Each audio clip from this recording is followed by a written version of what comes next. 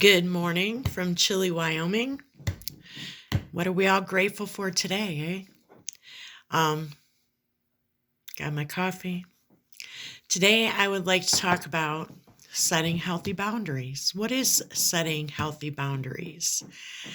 It's something that it took me years to learn to do. I used to put myself in the worst energy, let people say and do what they wanted, and I didn't know how to set healthy boundaries for myself. But I learned to protect myself the way I protected others. Does setting a healthy boundary mean controlling people, being a bitch? Not at all. It's understanding the toxic energies around you that you don't want to allow in your life anymore, because energy is really a thing. Negative energy, excuse me, really affects you even though you don't think it does. So when we set a healthy boundary, we have to recognize the negative toxic energies. I used to put myself in situations and allow toxic people into my life because of one person or two people that I felt strong allegiances to, family members, longtime friends that I just wanted to be with. I loved them so much, but the energy around them, the people that they have in their lives, to be honest, did nothing but talk bad about me behind my back and create negative energy cords. So did I knock these people out of my life? No, I didn't. I'm really not that type of person. And here I'm on this channel, I'm trying to teach you guys to lead with love. But here's how we deal with those things. We create a healthy boundary. Sometimes it's painful to do that because you have to walk away from the people that you love the most to get away from that energy. It's hard. It really is. But set that boundary, that protection boundary. People need to come to you correct. They need to come to you with the same respect that you give them. You have to look at your relationships in life and see the give and take. Because you love this person so much, you're giving good. You're there to see them. You're there to enjoy their journey. You're there to just have some companionship from them. What you get back is the negativity that your presence causes in their life.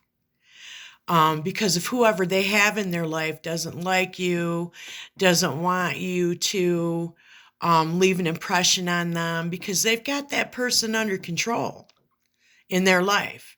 That person is a servant to their energy. Does that make sense? They control that person. But when you bring your light in, your opinion in, or even just your presence, because I'm not really an opinionated person, I don't want to put my opinions on anybody. It creates havoc, and that energy starts coming back to you through the person that you love. Create a healthy boundary. Just don't go around them. And that's sad. It's really sad when you have to draw that line. But you can see the cycle too. The cycle of, oh, I'm so glad to see you. I've missed you so much. I love you so much. And you might have one really good visit with them, but the next one is horrifying because the toxic person in their life has created nothing but negative energy, has done nothing but talk bad about you, talk down to you. So that's one way to create a healthy boundary. Just stay away. Grieve it like a loss and move on. Another way is in your life with the people who are immediate in your life. Your spouse, your significant other, whoever that is, your children. I used to allow people, my spouse, my significant other, to really disrespect me when they had no reason to disrespect me. I hadn't given that. I'd never handed out disrespect. Let's put it that way. Once we allow somebody to disrespect us the first time or do something once, it becomes easier for them to do that again.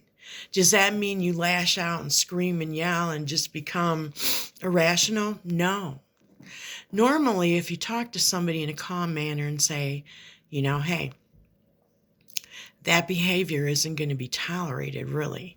There's no reason for you to act that way or treat me that way. Normally that solves the problem. If it continues, maybe that's not the person you should be with or be around or allow in your area. I have a 5-foot area that I'd like to keep to myself.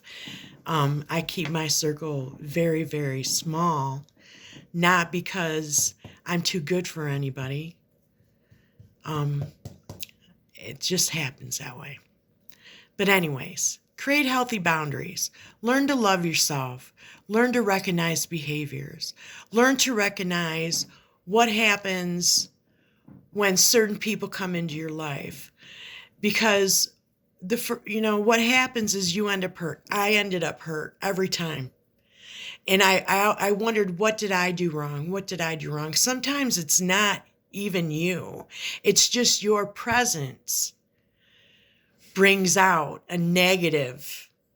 When you shine your light, when you're shining your light and you're happy with your life and you're bringing happiness, you draw others. You draw all kinds of energy to you. Recognize that. Don't let other people's toxic energy, how do I say this? Don't let someone else's dirty feet walk through your mind. Don't let it pollute your mind. It's really hard. It is hard. It is hard for me too, because I've had to walk away from people that I really, really love.